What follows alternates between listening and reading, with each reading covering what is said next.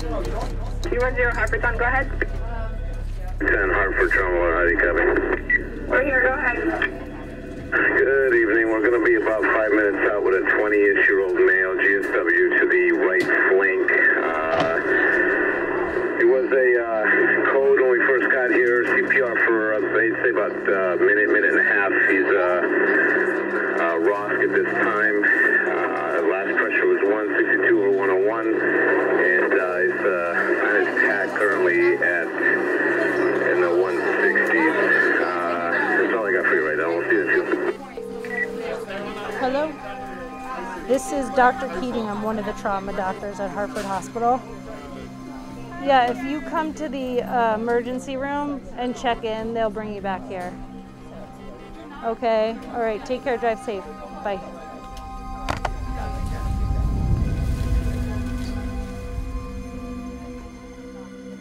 My mother was 17 when she had me.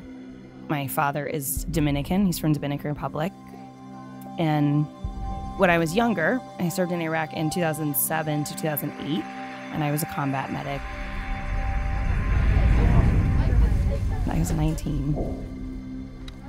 I had met, an individual, and, I loved him very much. And one of his soldiers had stepped on an IED. Sam went out to get his soldier, and he then stepped on one. He was killed instantly.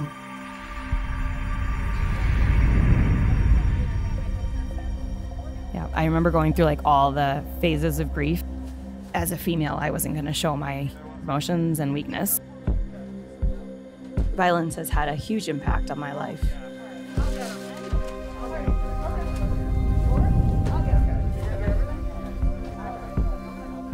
You never know how bad it's going to be. It could be one bullet, it could be 20 bullets. And when you get to know the mothers in particular, you realize just what a tragic problem a gunshot wound is. And I don't know that it honestly gets easier.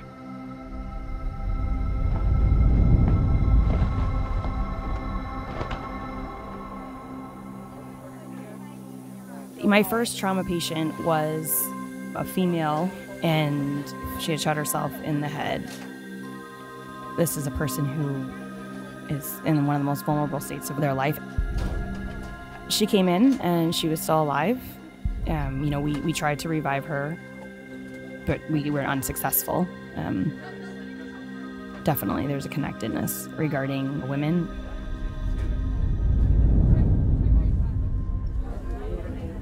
It's a weird thing to think about, someone so close in age to you fighting for their life like that. My uncle himself has been shot a couple times, and my mom's actually been stabbed before. It wasn't supposed to be this way. I am an African-American healthcare provider and a young woman. It's like, how did we get here? We have plenty of blood on call. Uh-oh, this is big. This is trauma. He's 17 and was randomly shot. He had bleeding in his chest, and he had lost vital signs. All the blood's over there.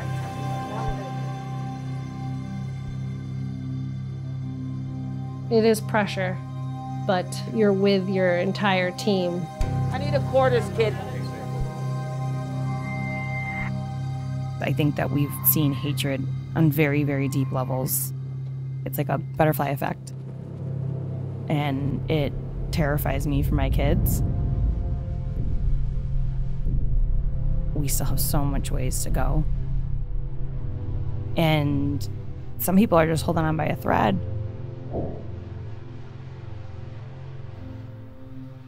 I would love to see a world, right, where we just didn't go out and shoot people, let alone our own kids. So if your patient didn't make it, you would have to go speak to the family. And there's no worse feeling in the world. And there were moments where it would just be particularly heart-wrenching. So you'd sort of mentally prepare yourself. who am I going to be breaking this news to? But I wanted them to know, I was in their corner. And I didn't know your son, but for that brief moment in time, I loved your son, and I, desperately did everything I could to save your son's life.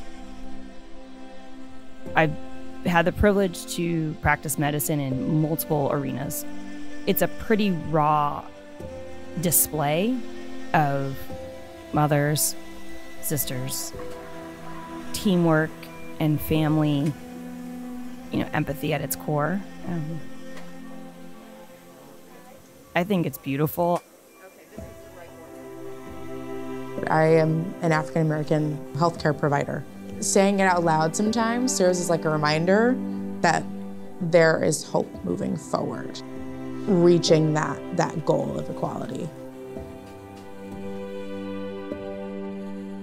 And it's the luck of the draw, that I'm not the mom sitting in that room.